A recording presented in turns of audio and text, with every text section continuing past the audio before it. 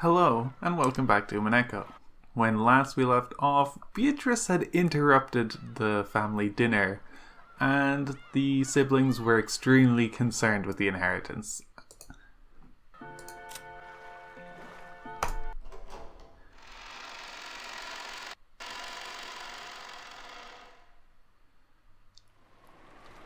Hideyoshi's claim that advertising doubled the taste was apparently right. After being chased out to the guest house, the kids and Nanjo had gathered in the cousins' room and were eating the cake that Kumasawa had brought for dessert. It was both wonderful and high class, topped with lavish amounts of cream and decorated deliciously with fruits. But delicious as it was, it didn't taste quite as good for some reason. Ha! They'd go to San selling it isn't nearly as good. And if we ask Kumasawa-san to sell it, she'd just say it's made of mackerel. Ooh? Really? You can make cake from mackerel? Oh, absolutely. And you can see with this very cake, if you mix the squeezed juice of mackerel with flour and eggs before cooking, it comes out all fluffy. Ho. That'd be incredible if true. Maybe mackerel cake will show up on the new menu at one of Father's restaurants. Wah! After all, mackerel's full of nutrients and sounds healthy. It might get really popular with women and the elderly, but I'm not going to get anywhere near it. Girls won't eat something that weird. Even the elderly would wish to decline. Ho. But it's delicious, you know. Kumasawa was really cheering up the mood with her classic mackerel jokes. But the sound of the downpouring rain kept turning their attention towards the mystery guest. In the end, they showered Maria with questions again, since she was the only person here to have met Beatrice.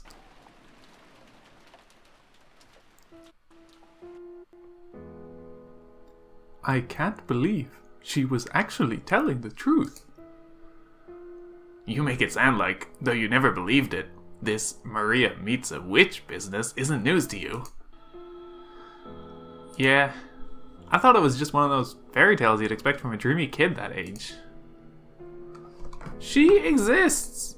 Beatrice exists!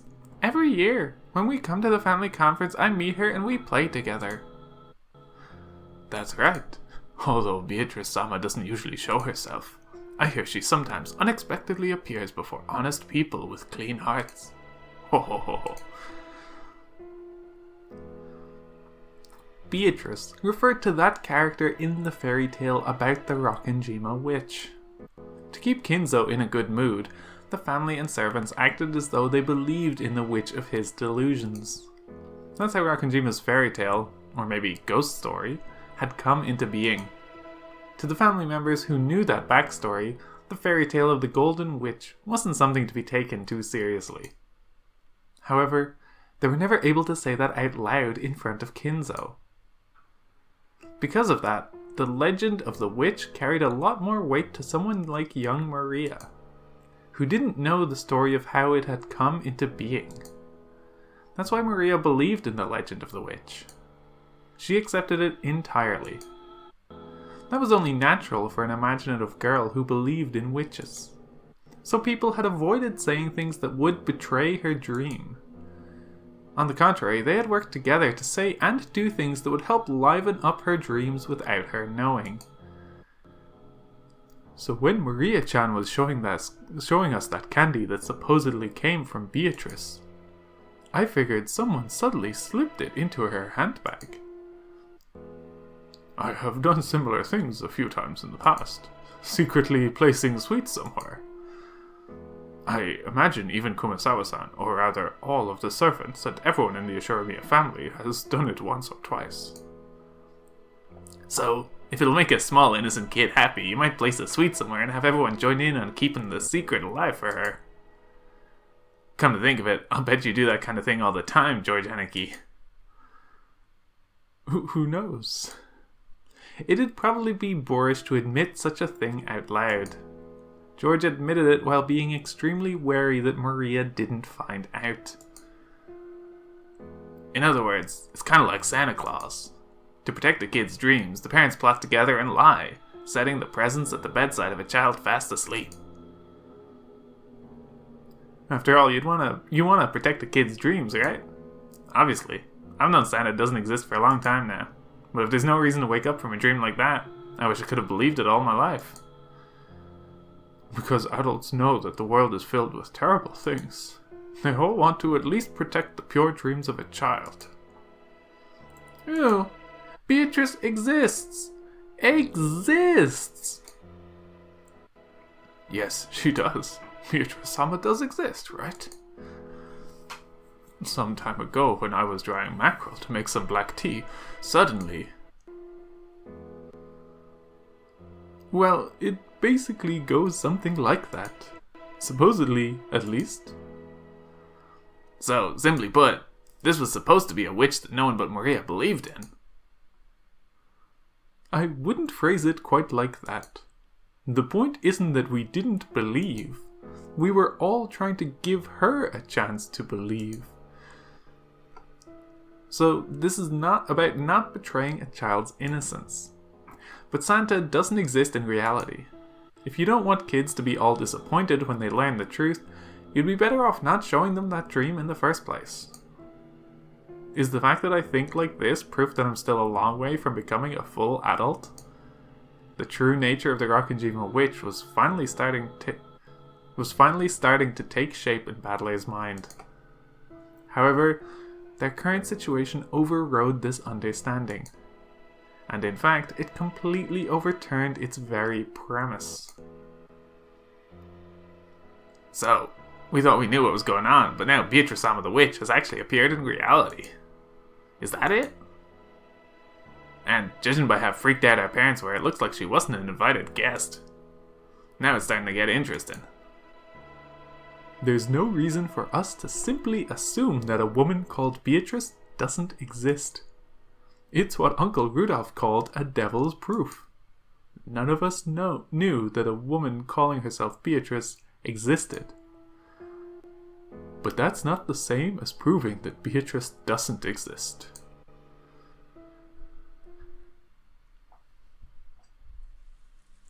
Dr. Nanjo, you've been friends with Grandfather for a long time, right?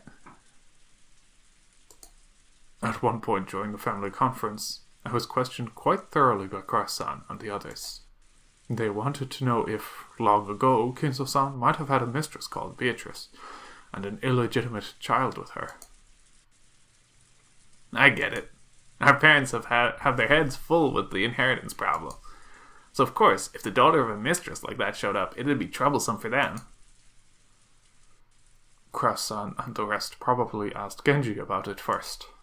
However, Genji-san is an aide who's sworn loyalty to Kinzo-san, and is probably a friend more trusted by Kinzo-san than myself. I doubt he told them anything. So, next time they went to ask me, as an old friend of his. And? Did Grandfather have a lover called Beatrice, Dr. Nanjo?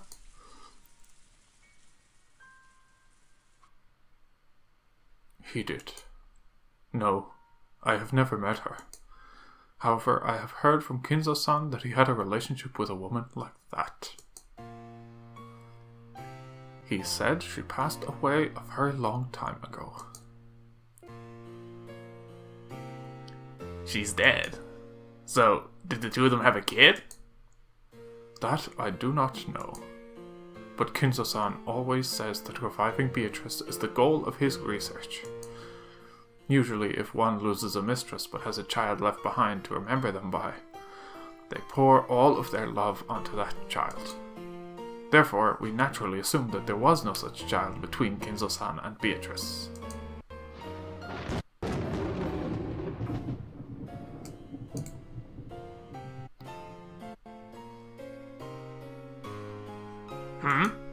So that leaves us with another devil's proof. Yeah. It's impossible to prove that a child between him and a mistress didn't exist. So, now that this child has actually appeared, we have to assume she did exist after all. That's a bit of a rushed argument. It's more realistic that someone caught wind of the trouble with the Ashura Miya family inheritance, knew about grandfather's relationship with a mistress long ago, and impersonated her, trying to take a slice of the inheritance for themselves. Sure, that is realistic, but we can't deny the possibility that she really is an illegitimate child. One who lived in isolation, forgotten by grandfather, and who's returned for revenge, right? Revenge? What do you mean? Sorry. Guys just like to dramatize stuff to make it sound interesting. I've just seen too many weird dramas. Normally, that might have come off as a light joke. But the joke had landed after an uninvited mystery guest calling herself Beatrice had marched in on the day of the family conference, where the bloody argument that the inheritance had become took center stage. There was no way Battler's joke would be welcomed with laughter. So it was a really big help when Nanjo laughed brightly to calm everyone down. I see. That does sound quite intriguing. I would love to read a novel with a plot like that. Well, I don't think it could actually work. After all, right now on this island there's 1, 2, 3, a full 18 people, right? If anyone tries to do something weird, they'll immediately get caught. And thanks to the typhoon, they can't even leave the island. In other words, if you tried to commit some crazy crime, you'd be screwed. I agree.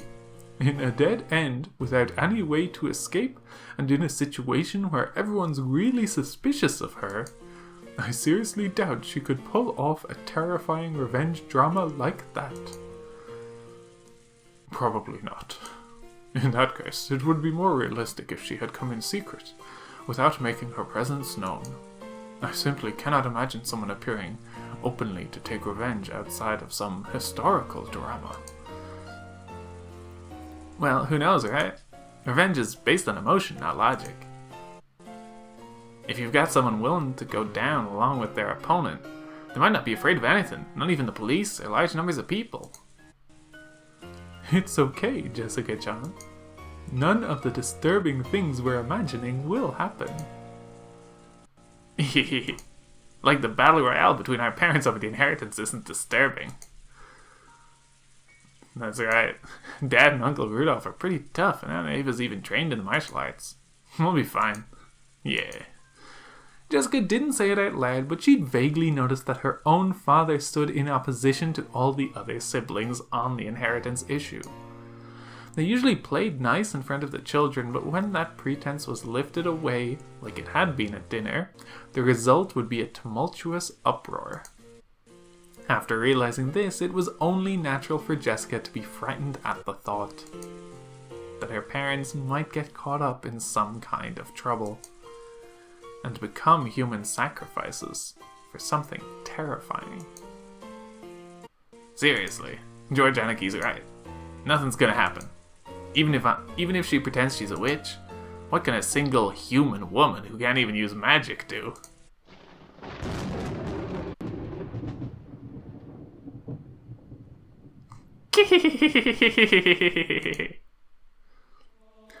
The sudden, creepy laugh made all of them jump.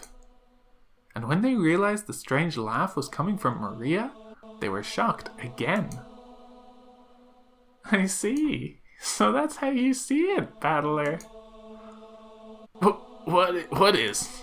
Don't laugh all creepy like that. You accept Beatrice's existence for now. At least you accept her as the 19th person and a guest. But that's all, right? You don't accept that the 19th person, Beatrice, is a witch, right? Huh? Of all the crazy things to say. Of course that's what I think. Witches couldn't possibly exist. The only possibility is that she's a human woman claiming to be a witch.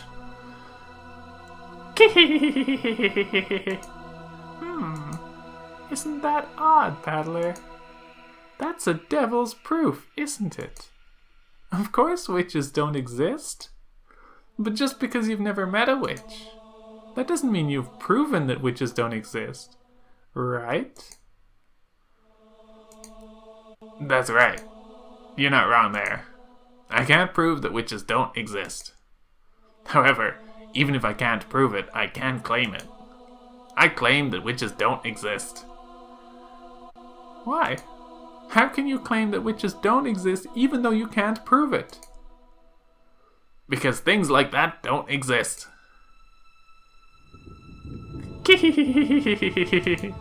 So that's QED? You finished your proof without any evidence or basis? Now there's a typical case of the ignorant willfully ignoring the shallowness of their own knowledge. A reckless suspension of thought. Then there's only one way to resolve this, Maria. The witches' side needs to show some proof themselves. It's a devil's proof again. If you bring me a devil, we can end this right now. In this case, we can just get this woman calling herself Beatrice to display some wonderful, magnificent magic like the twinkling stars. All she has to do is show us something that's impossible for humans. Right? Come now, you two. Please settle down. Kumasawa noticed that the atmosphere between them was getting worse and tried to calm them. It seemed as though Battler quickly realized that he wasn't acting like an adult. But Maria's expression didn't loosen. As she laughed creepily, she kept staring at Battler. You quit it too, Maria. Let's get back in a good mood, okay?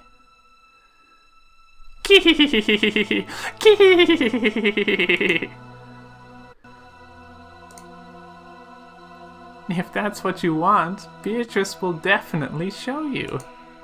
Something impossible for humans. When she does, you'll believe too, okay? You'll believe in Beatrice.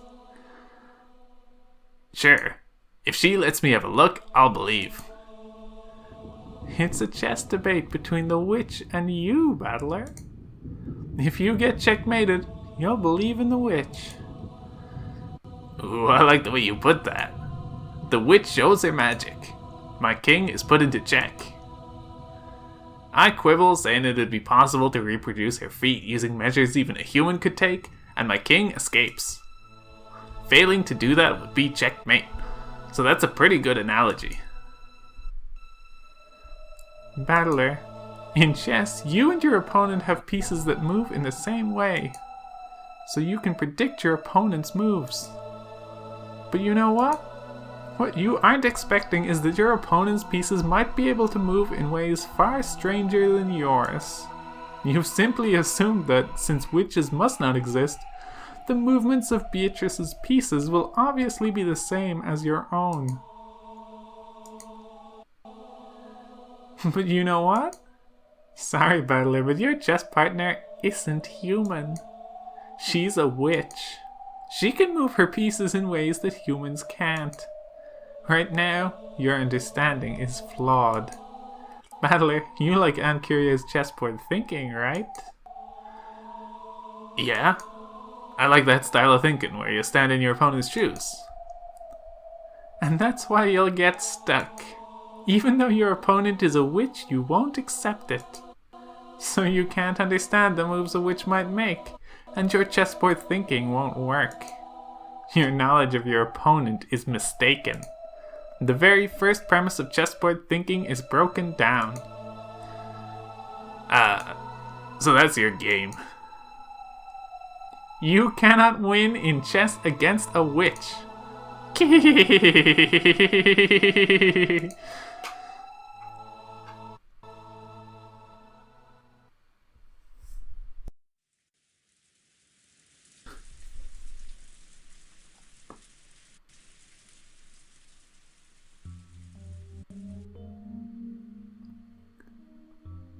I don't know what happened after that. We servants were strictly ordered not to approach the dining room. I see. So, Shannon, have you ever met this person called Beatrice before? I don't know. That was a slightly odd way to say it. It didn't quite sound as if she was saying her memory was hazy. For us servants, Beatrice-sama is the second master of this mansion. Some people say we've spread that rumor because of the master's influence.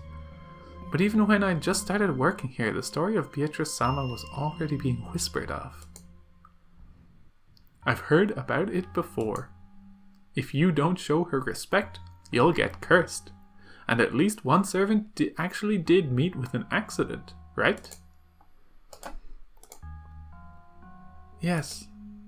But it's true that some people believe more than others. I, believe respect for that sort of thing shouldn't be forgotten, so I have never doubted that she exists.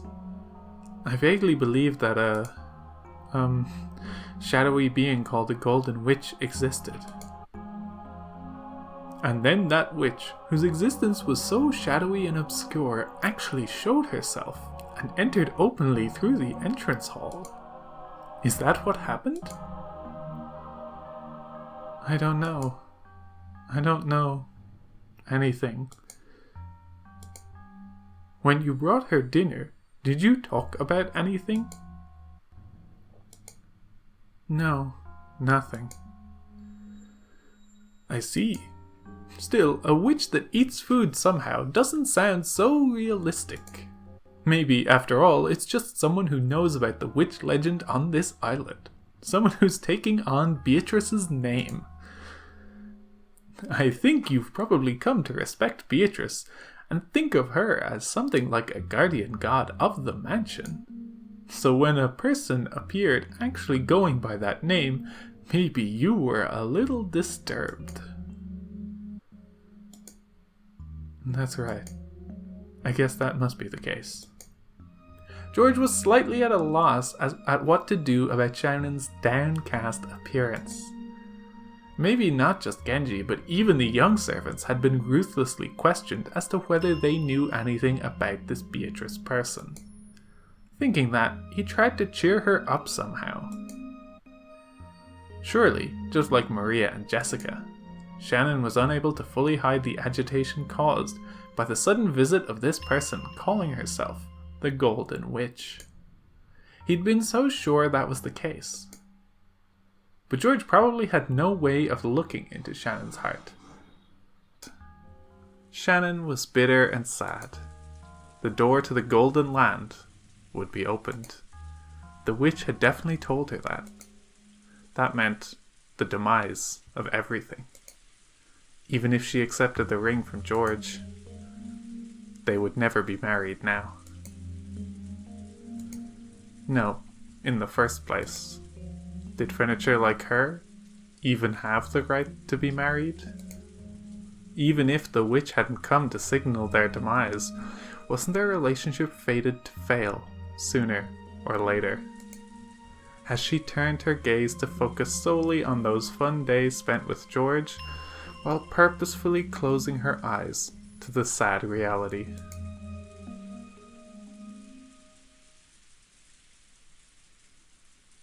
What's wrong? You really haven't looked well for a while now. George-san, what does it mean to be engaged? Huh?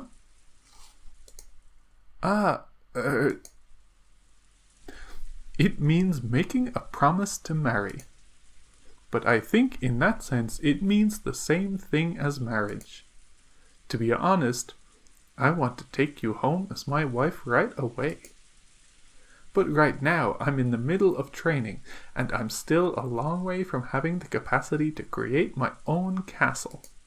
That's why I want to take you home with me with my head held high, only after I've become a full adult. I'm not talking about the distant future. I just want you to wait a short 3 years. But that doesn't mean I want to lie about my feelings for another 3 years. So, I decided to give you an engagement ring. That might be a shameful reason as a man. Maybe it's shameful to get engaged because I want you to wait, since I can't support my work and a wife at the same time yet. But I will definitely.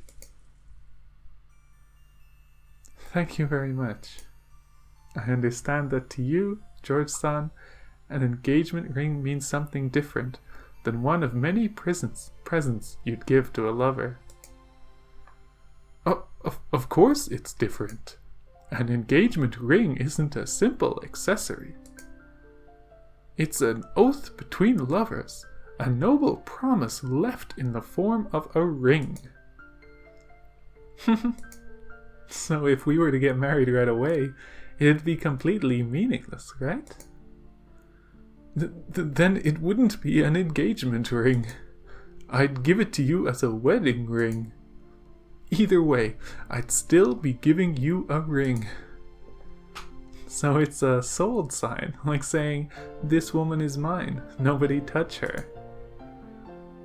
No, that's not what I... George knew that he was weak by nature. When he'd been captivated by Shannon and had sworn to become an excellent man, he had also sworn to throw away that weak part of himself. So, even if he had to be blunt about it, he chose to answer a little roughly. He was sure that doing so would bolster and reassure Shannon.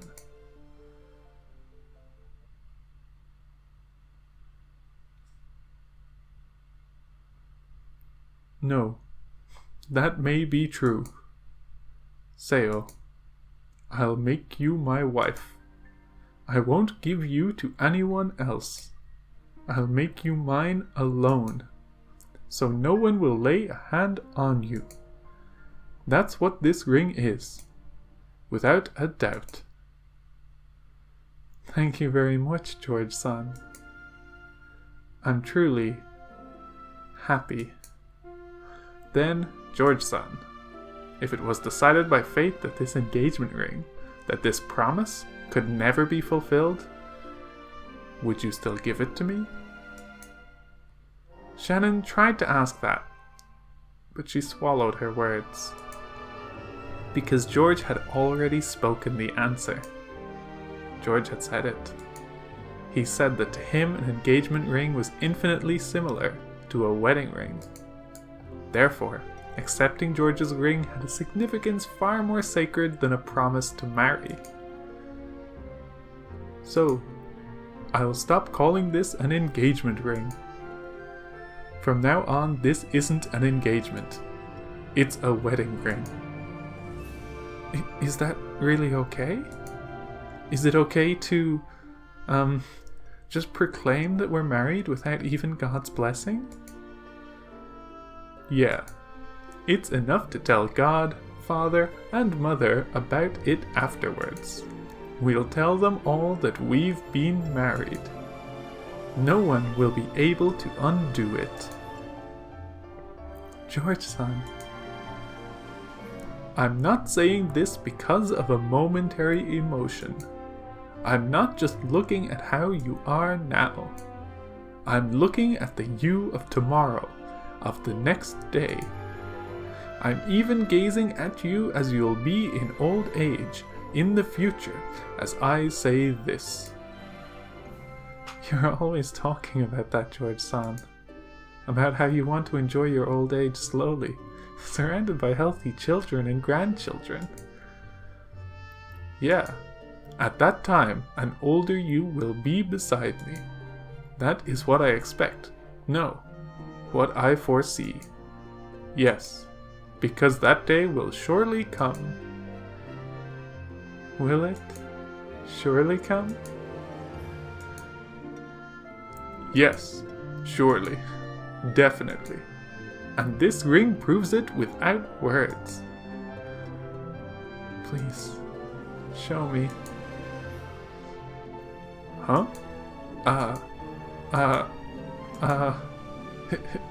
Here it is. George, thinking he was being told to show her the ring, hurriedly took out the ring box. Even though he had practiced so much, he hadn't been able to do it cool. But Shannon wasn't looking at that. In her straight and direct gaze were vague tears and a smile. She focused her eyes on George's eyes. No, on something she could see beyond his eyes. Please, show me that future.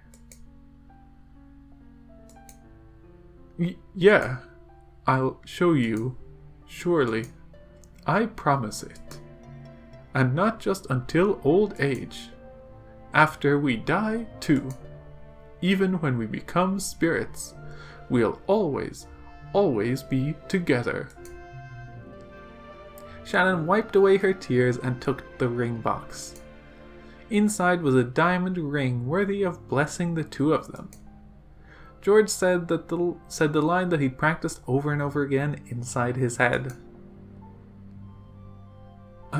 I want you to put this ring on whatever finger you like, and have that be your answer. So by tomorrow morning. Shannon smiled, took the ring, and with a completely natural movement, put it on the ring finger of her left hand. It really had looked like such a natural, ordinary movement. And for a while, George was stunned. This is my answer, George thought. Shannon, no, Seo. Even when we become spirits, we'll always, always be together, George thought. There was no blessing from God, no pastor to witness, nothing. But the two who were married proclaimed it. Two souls were joined here today.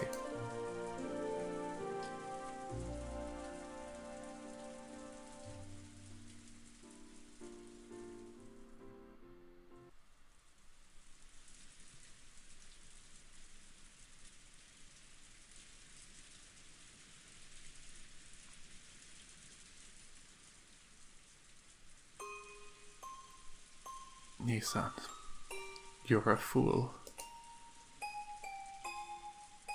Is that so? Even though you're furniture. Even though you're furniture. I'm not furniture. Not anymore. Liar! Why are you fooling yourself? Even though you know you can never become human. Even though you know you can't become human unless you go to the Golden Land. Knowing that, why did you abandon the promise that would let you go there? Oh, right. By accepting the ring, that promise with Beatrice-sama comes to nothing, doesn't it?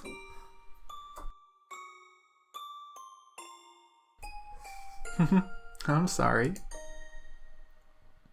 From now on, you, George-sama, the master, and everyone else are under the same conditions. 13 people will be sacrificed. Only 5 people will be invited to the Golden Land. And you rejected one of those places yourself. That's odd. It looks like you're the one with regrets, Kanon-kun. You're the one with regrets, aren't you, Nissan? You got engaged, right? Even though you knew it was a fate that would never be fulfilled. Yes. I promised that we would always, always be together. For eternity. So you know what? In that instant, our eternity was completed. Even if we become sacrifices, it's already completed. So, it's okay. Kanon, you're the one who actually has regrets. We're furniture, right? We'll be freed no matter the result. So it doesn't matter whether we go to Golden Land or not. And yet, you're set on going there. You want to become human no matter what, right? Why? Because I want to become human. I've had enough of being furniture. Why? I wanted to fall in love too. Tears were coming from Kanon's eyes, and he howled. I liked Milady. And after seeing Milady that day, I started liking her even more. And when I heard that Milady also liked me, I was really happy. But I'm furniture, and I can't accept Milady's feelings. You're wrong. We may be furniture. We may be less than human. But that doesn't mean we aren't qualified to love.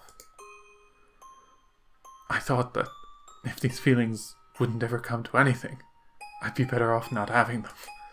I just decided that eventually I'd disappear, and that it'd definitely hurt her. No, that's wrong. I was just frightened. I was just afraid, thinking that any love that couldn't be eternal was best avoided. Even though their lives only last a few weeks, cicadas fall in love and then vanish. But you'll never find a cicada that refused to fall in love, simply because it'd end in a few weeks. Ah! Ah! It seemed that Cannon was still muttering his regrets, but by now it was all jumbled up with his sobs. That witch is detestable. Why did she plant these feelings in me? If only she hadn't pulled that bizarre prank, I wouldn't have paid Milady any notice. Beatrice-sama is detestable. To make you cry bitter tears, she played games with your fate. But I don't think things went as the witch expected. After all, knowing love isn't a regret that ties you to life. It is the destination we're supposed to reach in our journey through life.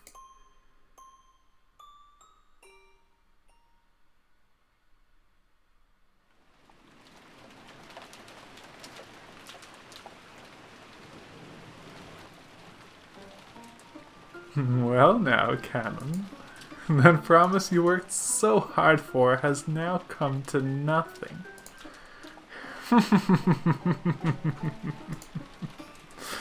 Very well then.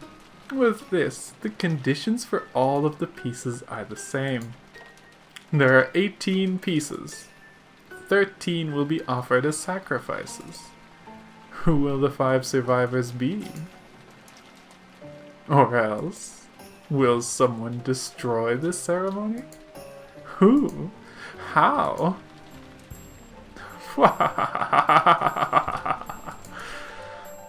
This isn't a chess problem. It's a game on an equal footing. I won't be cornering you one-sidedly. You'll be able to frantically escape my advances and force a tie, an invalid match. At any rate, I doubt you can manage more than repeating that over and over. And it probably won't be that difficult for you. However, this invalid match will continue forever, until it eventually wears down your mind and kills it. That is when you'll accept your defeat and surrender to me. There's a reason I said it was a game on an equal footing. And that's because rules for my loss have also been established. There's nothing as boring as a game you can't lose, right? As for how to defeat me, that would be the epitaph that stands as an offering to my portrait. It's both the way to open the door to the Golden Land and the key to destroying my ceremony. I'll try to complete the ceremony in accordance with the epitaph. You'll try to solve the riddle of the epitaph, destroy the ceremony, and overthrow me. Solve the riddle hidden in the epitaph, and expose the location of the vast sum of gold I gave Kinzo.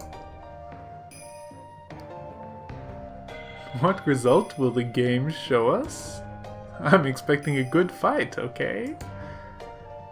Entertain me, assure me a battler!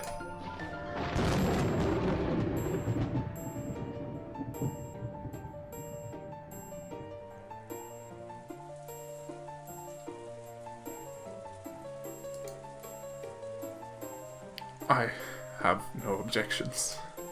Natsuhi and I acknowledge it. I can't believe it, and I don't want to.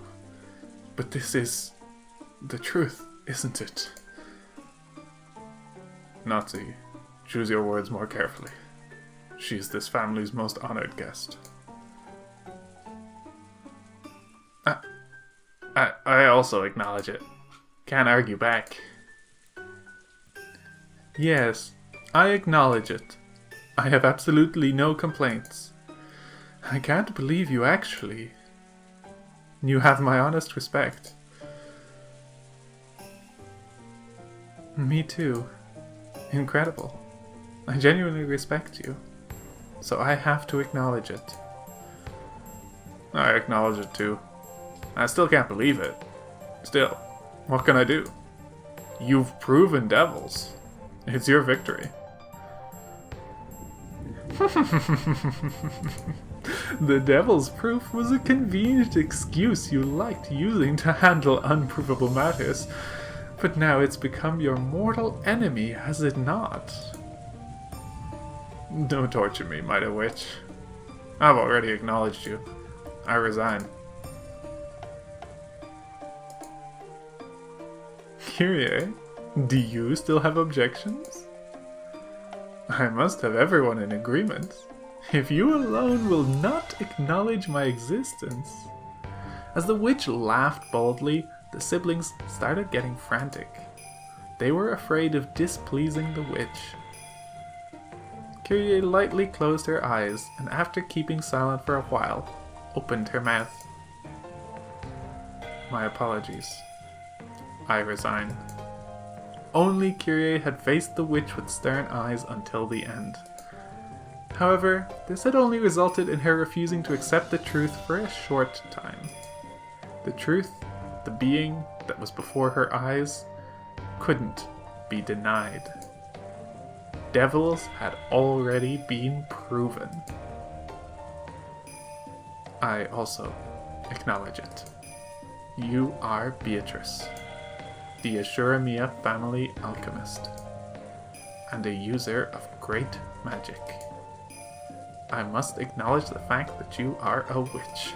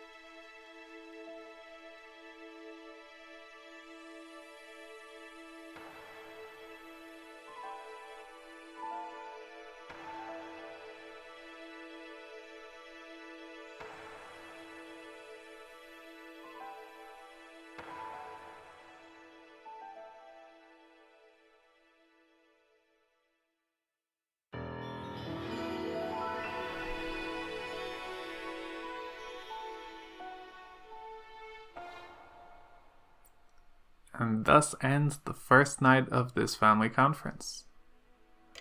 As we can see, we're just kind of from midnight till 6 a.m.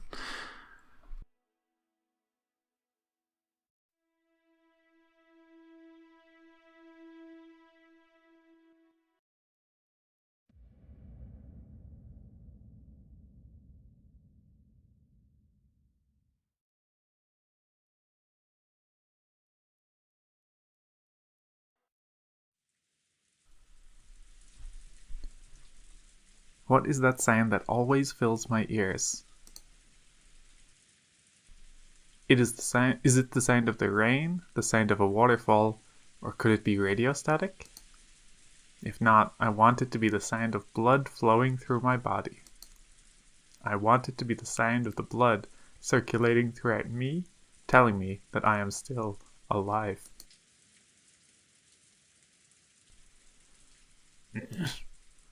Is it morning? The light entering through a crack in the curtain was faint, but it at least told him that dawn had broken.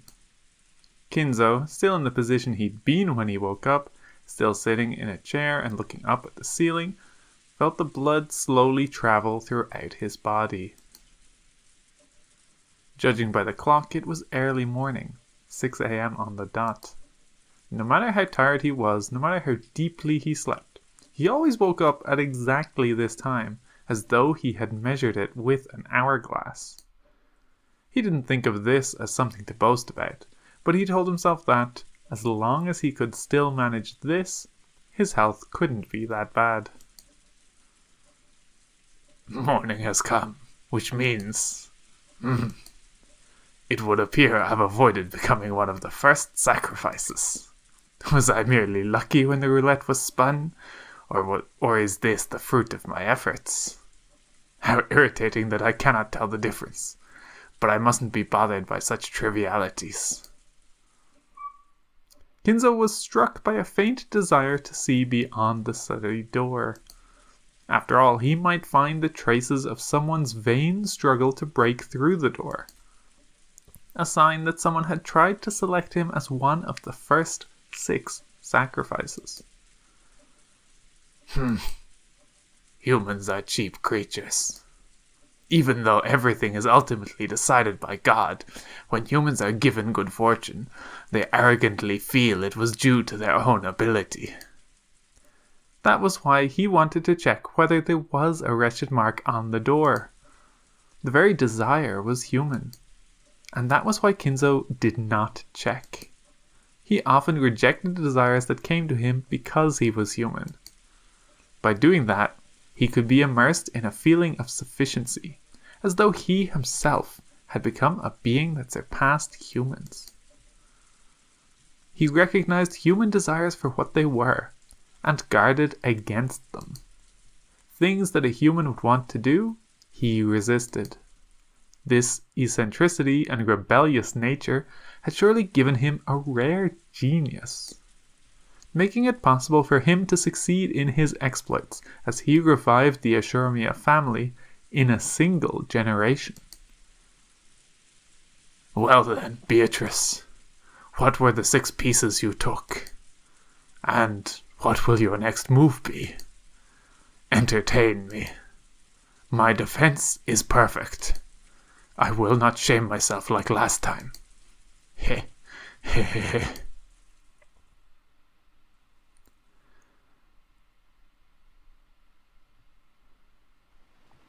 The servants woke early. They had to open the curtains, prepare breakfast, and complete various other tasks to welcome the guests to a new day. Goda was the most enthusiastic. During the family conference, he had been told to concentrate his efforts especially on cooking. And he'd been specially exempted from several tasks that servants normally must do.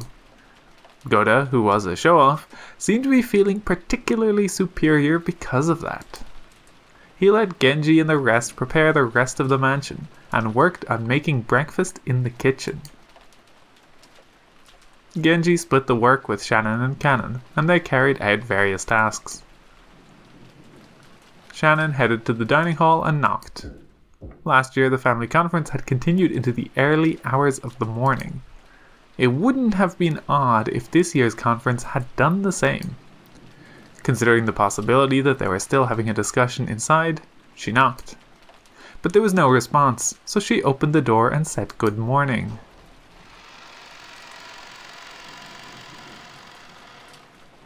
Good morning. Is anyone there?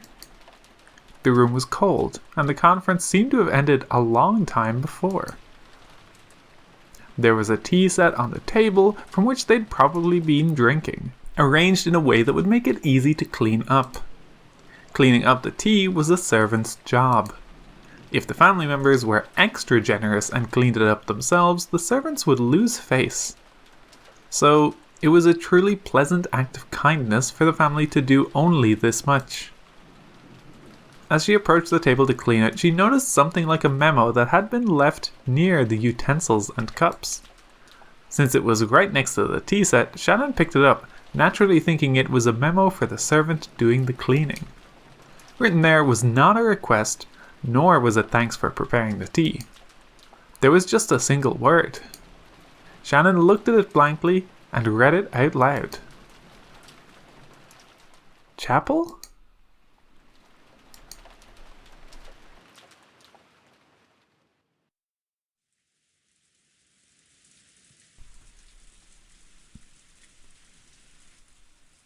A small sound kept repeating over and over. Normally that sound would have been too trivial to be worth caring about. If only I could stop hearing it soon, I could go back to sleep right away, she thought vaguely. But no matter how much time passed, the sound did not end. It repeated over and over. Ah, shut up. Who is it? Banging on the door this whole time.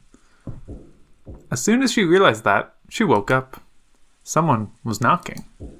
Then she noticed that it wasn't just a knock, but a voice as well. Rosa-sama, Rosa-sama. Good morning. Wait, I'm coming now. It had been Genji's voice. Looking at the clock, it wasn't even 7 a.m. yet. It was clearly too early to wake the guests. Did something happen that was bad enough to cause this? She felt her sleepiness increasingly fade thanks to this premonition of misfortune. Though Genji was a servant, Rosa had known him since her childhood days, so even though she was slightly defenseless in her pajamas, she opened the door a crack and answered.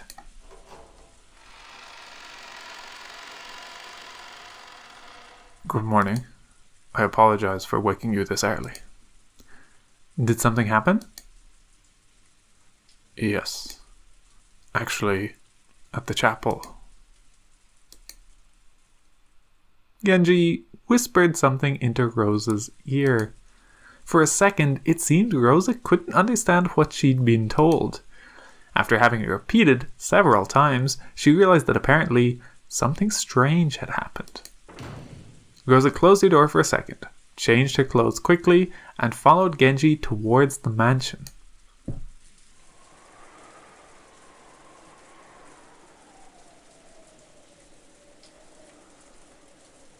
The chapel requires some explanation. It wasn't in the mansion, but in a grove behind it, a short walk's distance away. It had been built at the same time as the mansion, so though its walls had been repaired many times, making it look new from the outside, it was a very old building. Rosa dashed through the rain along with Genji. Just like the previous night, the rain was falling in earnest.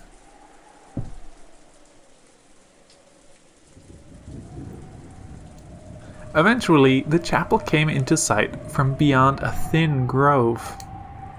Just looking at it from the outside, it seemed a place of dazzling beauty, where a pair of young lovers might want to get married.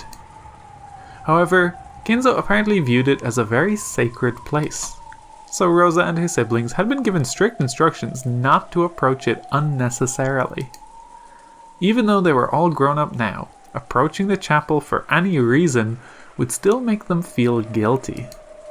And also afraid, as if their father might get angry and hit them in the face. The servants' silhouettes could be seen in front of the chapel's entrance. Goda, Shannon, and Cannon. Which meant that all of the servants on the morning shift had gathered. A short while ago, Genji had spoken to Rosa, telling her what the situation was. However, without laying eyes on it directly, she definitely hadn't been able to understand. It was probably the same for all the servants gathered here as well. Without seeing it with their own eyes, they wouldn't have been able to understand what was going on.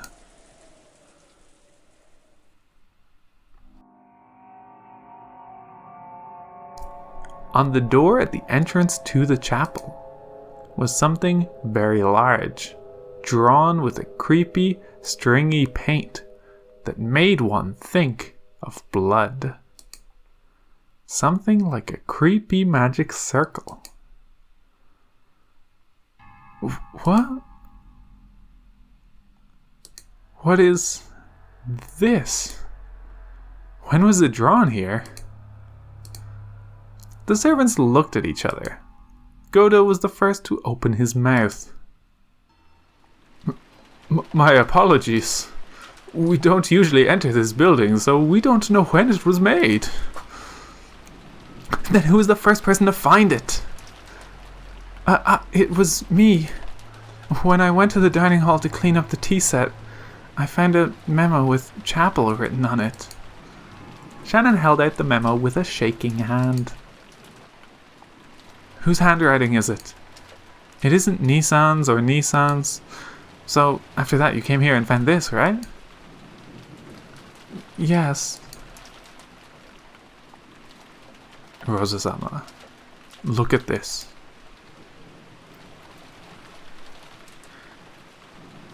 What? Happy Halloween for... What? Cannon pointed at a single line of English written below the creepy magic circle. Until it had been pointed out to her, she'd thought it was just another part of the magic circle. There, the following words were written in English. Happy Halloween for Maria. Happy Halloween for Maria.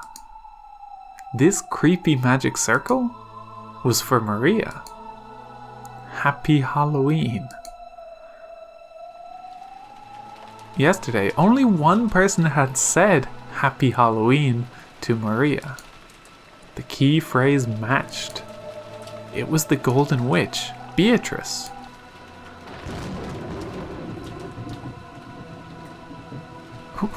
What about Maria?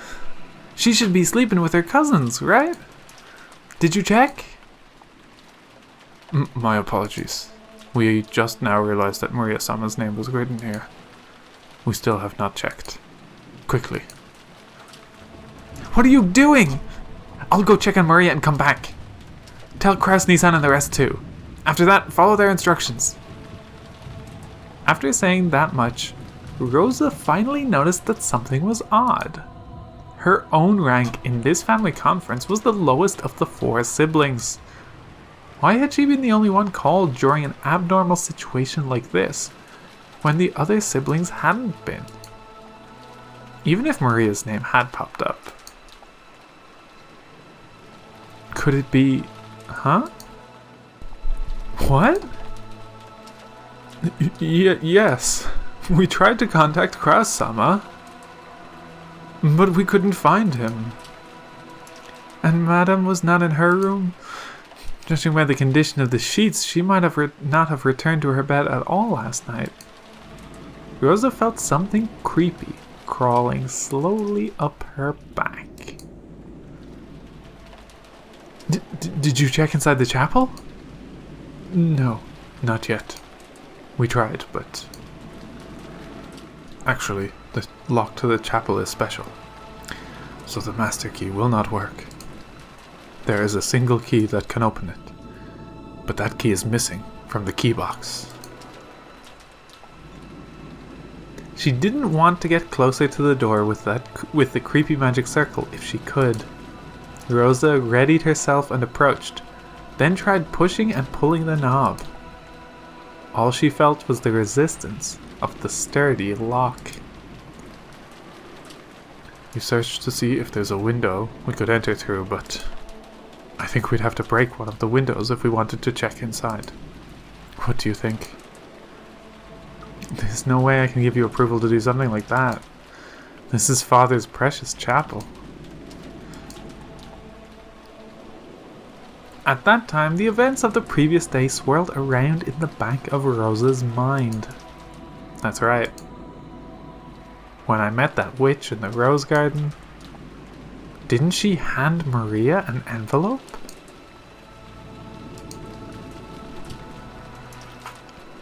Yeah, there's no mistake, she did hand it over. When Maria tried to open it, the witch had told her not to do it yet, and then she shortly said, "The time to open... the time to open that will come soon." Rosa was sure. There could be no mistake. The envelope Maria had received was...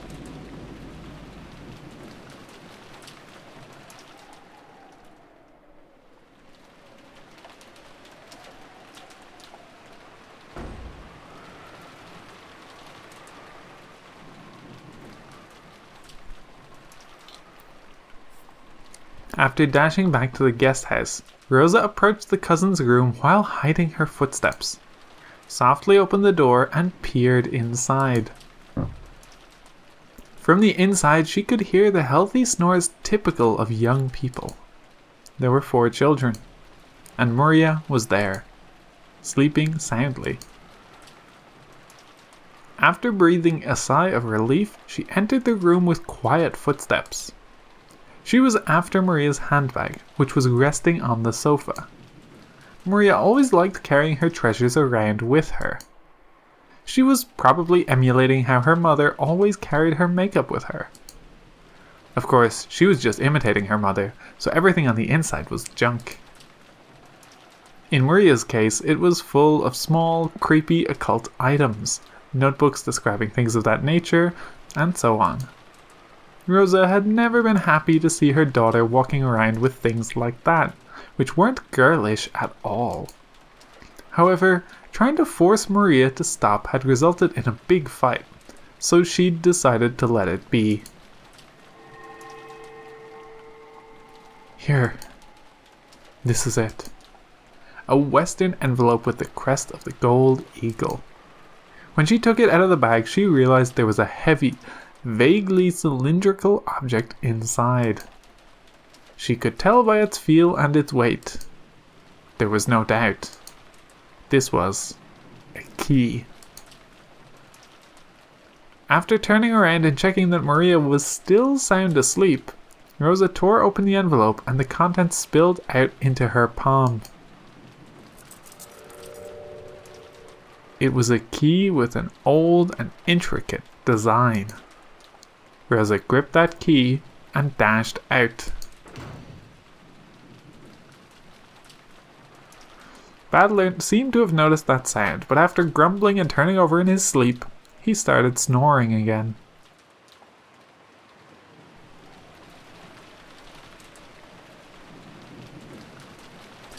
Genshi-san, could this key be the key to the chapel? Where did you... Yes, this is the key to the chapel.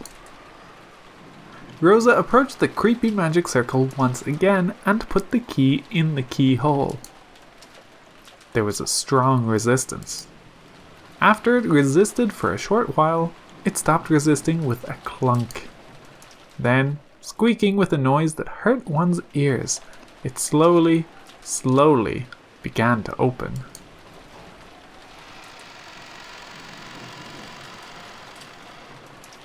Is anyone there? Her voice reverberated through the massive room. Of course, there was no answer.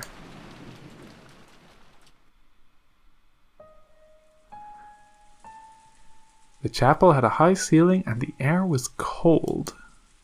And even on this rainy, unsettling day, it felt sacred for some reason. The servants timidly followed after Rosa. Rosa-sama, look at that. Kanon noticed it immediately and pointed. Over there was the altar. In the place that would normally have a pastor preaching of God's love, there was a table that shouldn't have been there. At first, it looked like a dining table. There actually were gorgeous plates and utensils placed there, making it look like a child's birthday party or something.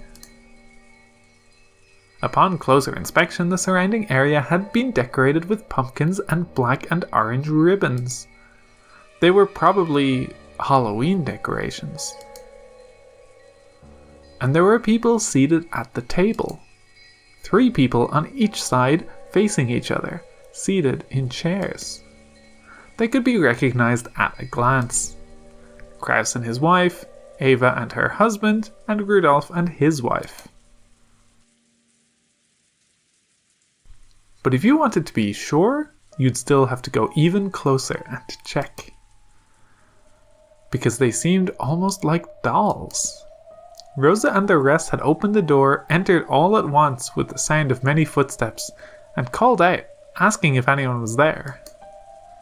And yet, there had been no reaction. Even if Rosa and the rest assumed they were being ignored, you'd still expect there to be some kind of reaction. And there hadn't even been that. So at first, it felt like someone had set down some dolls that greatly resembled those people. By now, it wasn't just Rosa. Shannon and Kanon, and even Goda. They were all fighting frantically with the creepy emotion that grasped their hearts.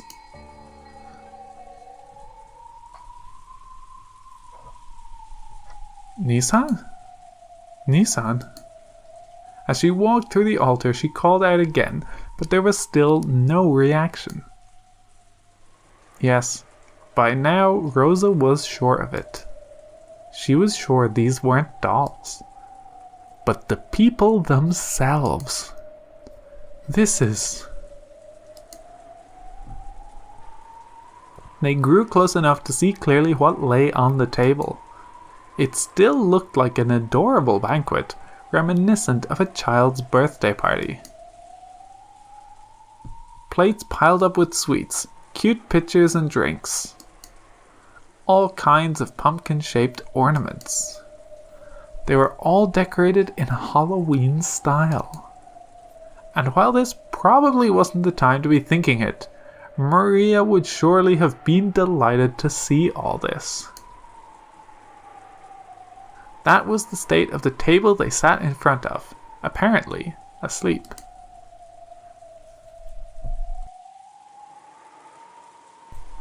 It was an eerie scene, as though a small, fun-looking Halloween party had been stopped in time. They're all sleeping? When she approached even closer to them, she realized that there were snacks scattered all over the floor. Candies, cookies, soda and chocolates, all with heavily fantasy-themed packaging. They were all scattered across a carpet covered with blackberry and cranberry jam.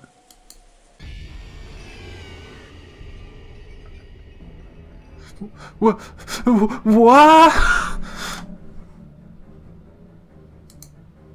Rosa and the rest finally realized what the situation was. It was a Halloween party. A banquet for those not of this world.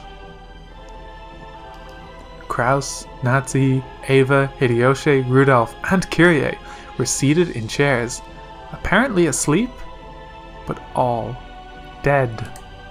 How could you tell that they were dead and not simply sleeping? That was because they'd been vertically sliced open. From their chests to their stomachs.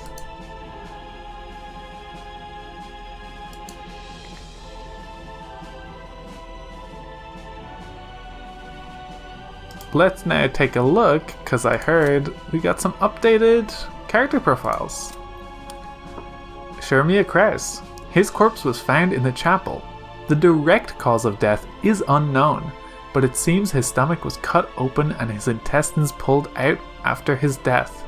On top of that, sweets and candies were packed into his stomach. Welcome, Maria. Happy Halloween. Most of this is the same, but under Shurmia Nazi. Didn't I tell you? Stomachs are packed full of candy. Ava? Everyone has a stomach filled with sweet dreams. Hideyoshi? Why would there be anything filthy inside someone's stomach? Shurmia Rudolph? This is why we want to be as sweet and innocent as candy. And Shurmia Kyrie. And so I give you the land of dreams. Happy Halloween. Krause-sama. Hi. How cruel. The 6 of them had sat down at a Halloween party before having their stomachs split open, killing them. Then the jam covering the floor must be what overflowed from their stomachs once they'd stuffed themselves completely, right? No! The contents of their stomachs had been scattered all over the floor. And that wasn't all. Out of their stomachs, it was almost as though they'd poured out. As though snacks had overflowed from there.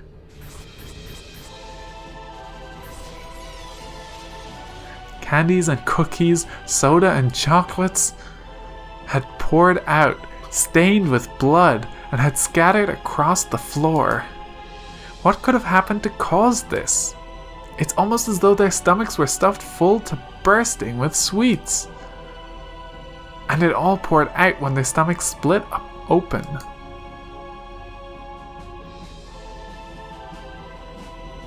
Rosa remembered a certain shocking meal, a turkey that had been served at her own birthday. When it had been cut open with a knife, out flowed one of her favorite foods. But since she hadn't been told what was inside, the deep, deep red ketchup omelette rice poured out like bloody maggots. Pulsing, dripping, slimy, pulpy, squelching. Ooh, hey! Yeah! As always, I apologize for my scream acting. The trauma of her youth was revived.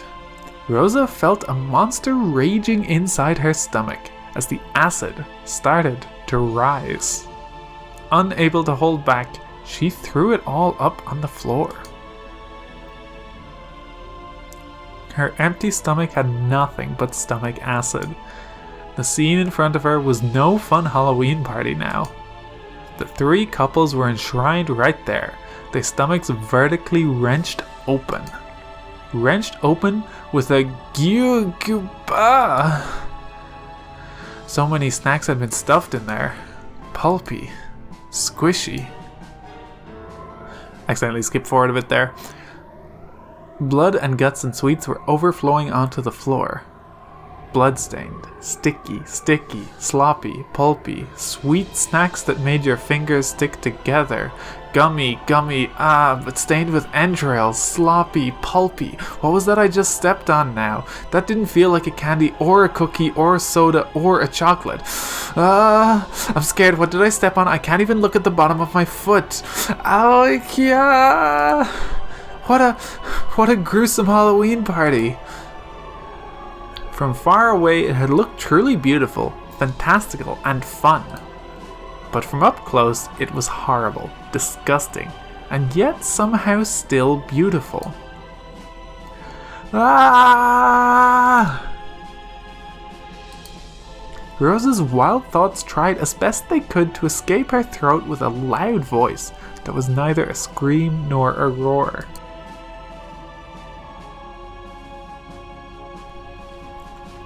Krause-sama. This is horrible. just horrible. Call an ambulance! Call the police! That's right, the police! Police!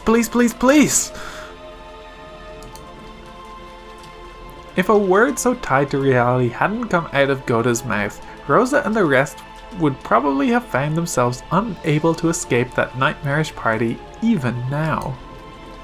But it wasn't because they thought police might be able to do something. If they didn't keep yelling about the police, it felt as though another seat might be set up at this demon's party and given to them. Their own chests felt like they were expanding unpleasantly from the inside. Rumbling. Churning. And it was surely because candy was about to overflow from their stomachs. Rosa, once again tortured by a desire to vomit, threw her stomach acid up on the floor. And then she searched to see if there was any candy in it.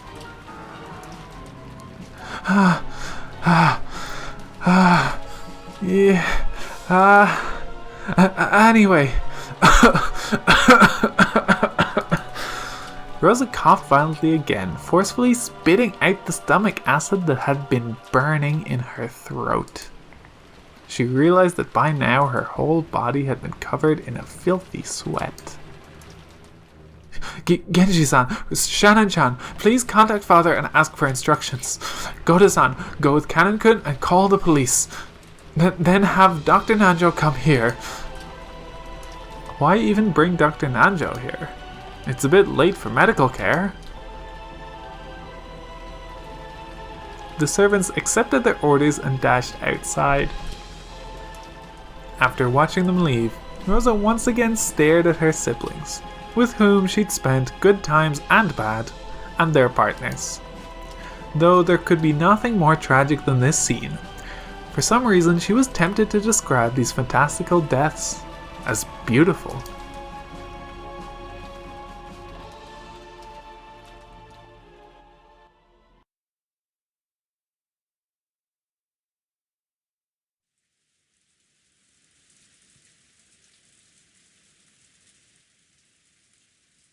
They aren't here. Where'd they go? The servant room and the kitchen are both empty. What in the world happened? Ew. Mama! Where's Mama? My letter! The letter I got from Beato! Give it back! Give it back! Wow! Perplexing. Battler-kun, are you sure it was Aunt Rosa? Well, even I was half asleep, so I'm not too sure. But I got the feeling that in the early morning, Aunt Rosa came in and fished around in Maria's handbag. I figured there was probably a tube of toothpaste or something in there. Why would there be a tube of toothpaste in Maria's handbag? Looks like you were a little more than half asleep. Battler vaguely remembered Rosa entering the cousins' room. Also, when Maria woke up before the rest of them, she'd started rampaging around, saying that someone had opened the envelope she'd been keeping safe. Putting two and two together, they figured that Rosa had probably come and opened the envelope. A letter from the Golden Witch. I wonder what was inside. I don't know. But that envelope was for grandfather's personal use, and it had the Ashuramiya family crest on it. Whatever was inside it must have had some connection to the family conference. She hadn't let anyone touch it, but yesterday Maria had shown that envelope off to Battler and the rest a whole lot. So they remembered it well. Ew. Mama, give it back. Mama, give it back! Ew. Wow! Well, if you're right, it'd have to be pretty important.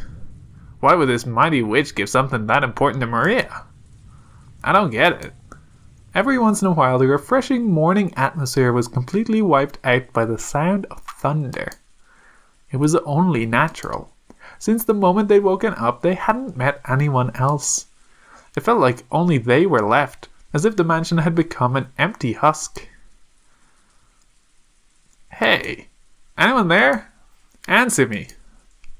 Jessica called out into the hallway and eventually an answer came back. It came from the entrance hall. I can hear you. Has something happened? It's Dr. Nanjo. Thank goodness. It looks like everyone but us hasn't disappeared from this island after all. Dr. Nanjo, good morning. Sorry, but do you know where our parents went? Dear me, I only just woke up and came here, you see. I have no way of knowing for sure, but let's see. It was only natural. Nanjo was a guest just like the rest of them. He'd come just now to pass the time in the parlor until breakfast. Ooh, ooh, ooh. Dr. Nanjo, Mama took it. Mama took my letter. Give it back. Give it back. Ooh, ooh, ooh. Maria buried her face in Nanjo's plump stomach, sobbing and crying. Nanjo could do nothing but be bewildered by this ruckus, so early in the morning. Ah, someone's running this way. Jessica, someone's coming. From down the hall, they could sense people running hurriedly. They saw Goda and Cannon coming towards them. Normally, it would be disgraceful for a servant to run inside the mansion. And yet, Battler and the rest didn't even think to question that now. Maria's sobbing had become so unmanageable, they wanted to ask someone, anyone, where Rosa was. But the two servants seemed to have bigger things on their minds than Jessica, who was waving at them. Goda flew into the servant room, and when Cannon noticed that Nanjo was there, he bowed and quickly approached the doctor at a quick pace. He bowed and approached the doctor at a quick pace before whispering something into his ear. What did you say? Rosa-san did? Yes, I will guide you, so please accompany me. Understood. This way. Without saying anything more than that, Cannon finally noticed Jessica and bowed to her. But he wasn't calm. He dashed back down the corridor by which he had come, followed by Nanjo. By looking at how hurried they were, Battler and the rest realized that, yes, something bad really had happened. They saw Goda through the door to the servant room, which had been flung open. He was holding the receiver and violently pressing the hook. From that, they realized that he was trying to call a hospital or the police. In any event, he was trying to call someone because a serious emergency had occurred. Let's have a look. Yeah. Mama, give it back! Give back my letter! It's an invitation to the Golden Land! They didn't know what, but something was happening. Battler and the rest chased after Cannon and Nanjo. And then we realized Cannon-kun had called Dr. Nanjo, but he hadn't called us, so we shouldn't have gone with them. I wonder if Alice regretted her excess curiosity when she chased it after that rabbit holding a clock.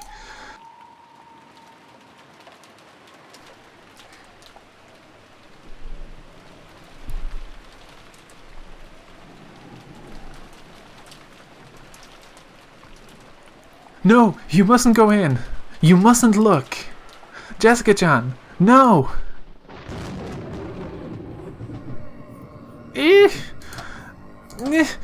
No!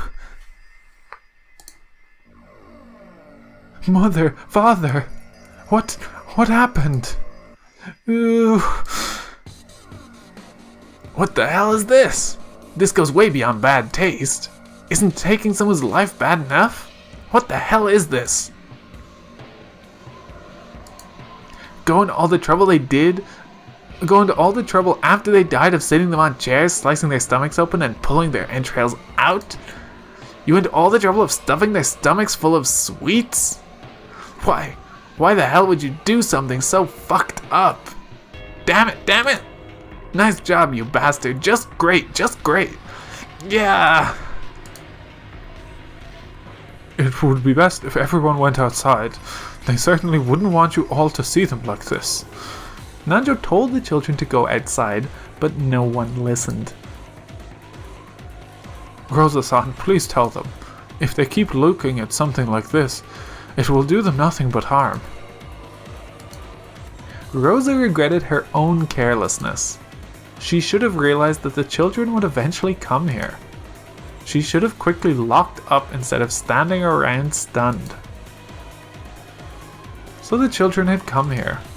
They had seen it.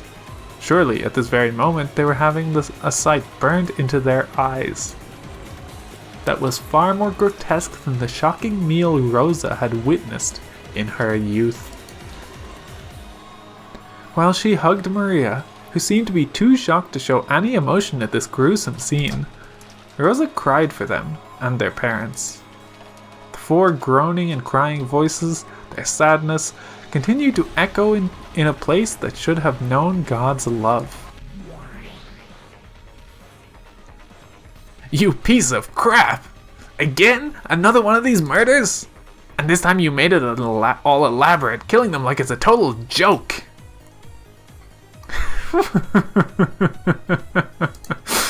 I was rather hoping you'd thank me, not cry out in grief. Thank you? Did you say I should thank you, you old bitch? Damn it! There's something wrong with your ears. I'll cut them both off so you can hear better. Why should I have to see that insane way of killing and go, oh, thank you very much, Beatrice-sama. I'll beat your brains out. In the last game, you lamented the fact that you couldn't see your parents' faces after they died, yes? So this time I left them. Didn't touch them. Take a good look, for without a doubt your father and the rest have been killed. Really? What a nice treat. I'm so fucking happy. I swore I'd plow your face after I choked the life out of you, but I'll take that back now. I'll rip your guts out instead. Don't give in to emotion. Don't stop thinking. My game has already begun, right? I decided to leave you neat and tidy corpses this time. Do you know why? When you denied my existence in the last game, you used this line of thinking. Their faces were crushed, so the identity of the corpses can't be confirmed. Therefore, we can't eliminate the possibility that fake corpses were prepared to create an alibi. Unless that possibility is denied, a human culprit theory can still be built. What did you say?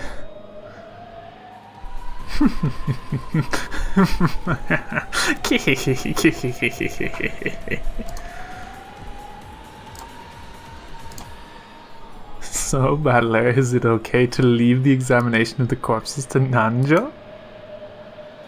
Isn't it traditional in mystery novels for the doctor who performs such examinations to be an accomplice? Then don't leave the examination to him, do it yourself. Make completely sure that without a doubt the 6 corpses are the 6 people they're supposed to be, that they really, really are dead and not just pretending. If you wish to confirm that your father and mother have been killed by having their stomachs cut open and their entrails pulled out, you'd better stick your hand inside their stomachs and feel around.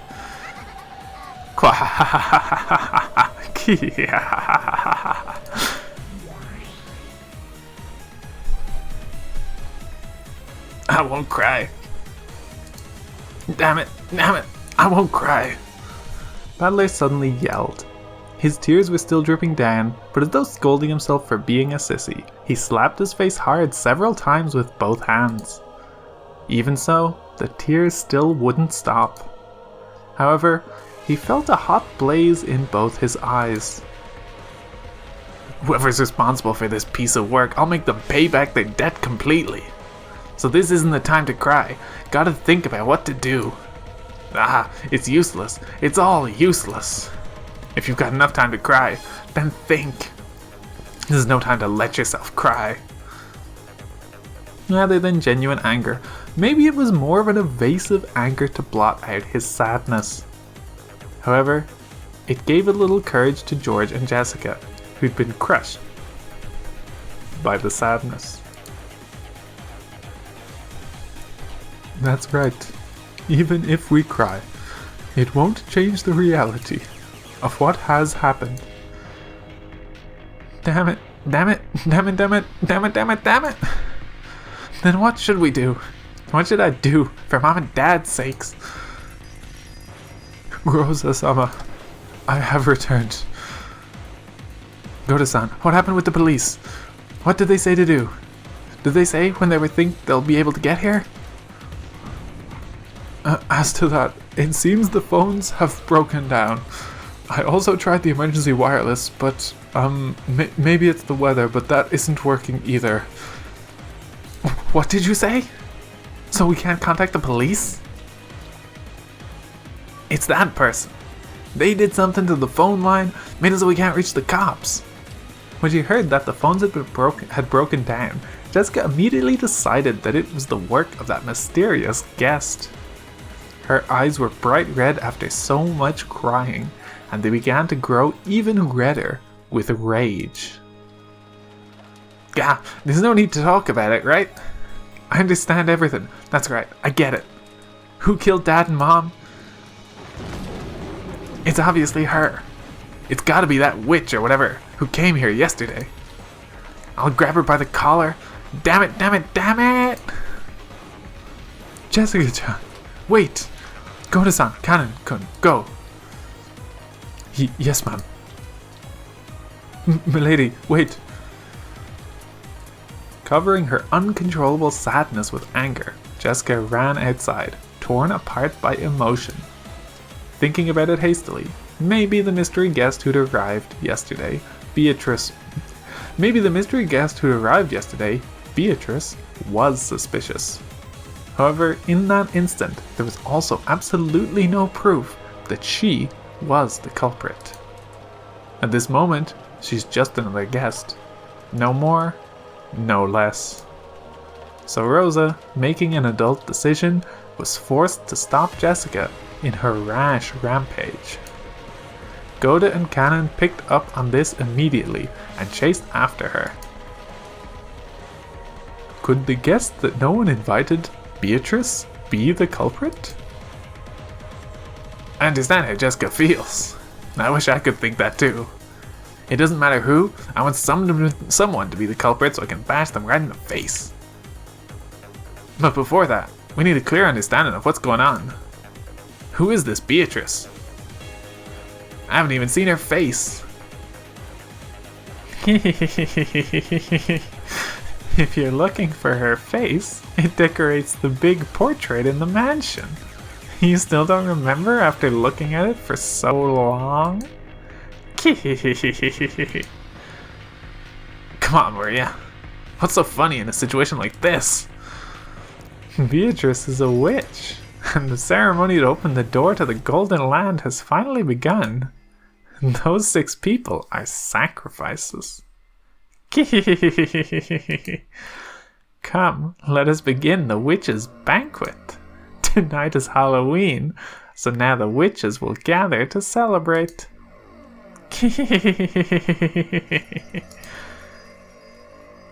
Maria, don't I always tell you not to laugh with that creepy voice? The crisp sound of Rosa slapping Maria's cheek echoed through the high-ceilinged chapel.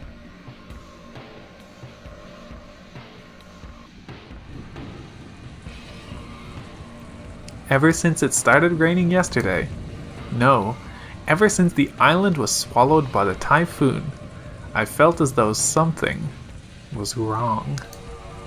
It was bright and sunny when I arrived in Rokkenjima, but since I'd gotten up early and was sleepy, I took a nap. When I woke up, it had already started raining, and ever since that time, suddenly a mysterious visitor calling herself the Golden Witch Beatrice arrived, and it felt like I was sinking bit by bit into a bizarre world. What the heck happened while I was napping? Am I supposed to believe this island was sealed off inside a different world, where common sense doesn't apply? Who is this person called Beatrice? Is some unknown person trying to involve themselves with the inheritance problem, just like our parents were freaking out about at dinner last night? Or is the culprit this witch from the Legend of the Gold, just like Maria said? Even if we set Jessica's temper aside, given the circumstances, it's probably safe to say that this visitor person is the most suspicious. But we mustn't make up our minds based on that alone. It's useless, it's all useless. I smacked my face with both hands again, cooling off my brains before they overloaded, even though it might have been a wasted effort. This is one of Grandfather's envelopes. On a tray piled up with sweets that decorated the table, George Anarchy found a Western envelope that had the Ashuramiya family crest done on it in gold leaf. And it was unopened. Which means it's probably meant for us, right? If it was something Dad and the others read, it should be open. It seems your reasoning is correct. It's written right here. Someone wrote, "To those who remain." Is that a letter the culprit left? What's inside? Anarchy, let's open it. After nodding silently, George Anarchy broke the seal. A folded letter came out. I'll read it. Welcome to Rokkenjima, members of the Ashuramiya family. I am Beatrice, the alchemist for this family employed by Kinzo-sama himself. That letter really was a joke. This Beatrice, who called herself the family alchemist, had announced that she was collecting the gold she'd lent Grandfather, along with interest. And that interest was everything Grandfather had created.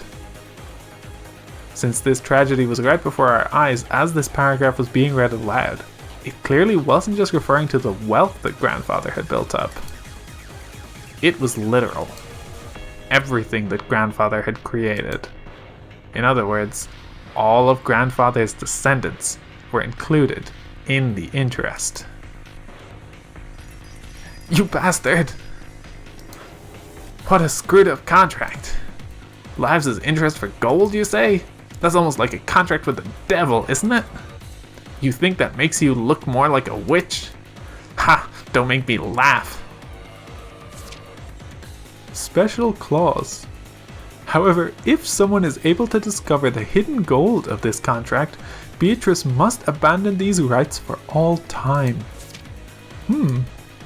Kinzo-sama has already publicly displayed the location of the hidden gold within the epitaph under my portrait.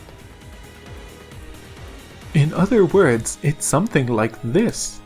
If these murders represent her collecting interest, then she's telling us to try and find the gold she gave Grandfather if we want her to stop. And she's also saying that the secret pointing to the gold is hidden in the portrait epitaph. So basically, this is a letter of challenge from the witch. She's telling us to try and solve the code that points to the hidden gold if we can. And if we can't, she'll keep collecting the interest as planned. I'll beat you to death, bring it on. Battler-kun, look! The table was covered with sweets, so even though those things were right out in the open, we just assumed they were sweets too. I mean, come on, you see them a lot, right? You know, those boxes of chocolate shaped like gold ingots? This is no box of candy. It's the real thing. This is a real gold bar. It's inscribed with the crest of the one-winged eagle. I heard Mother talking about this earlier. This is a gold bar from Grandfather's Legend of the Gold. Gold ingots weighing a full 10 kilograms, all 3 of them were piled up in the very center of the table. It was where a cake would be placed if it was a birthday party. In other words, this was without a doubt the birthday cake of the party known as the family conference. If these are really 4 nines quality ingots, it's worth about 60 million yen. Dumbass! That's too cheap. Our parents have been killed and all you've got is this pile of just 60 million yen in gold. Don't take us for fools, damn it! So, it has begun, Beatrice. It's not like anyone can solve this riddle anyway, so Beato will definitely win. Quickly, open the door to the Golden Land, and take me with you.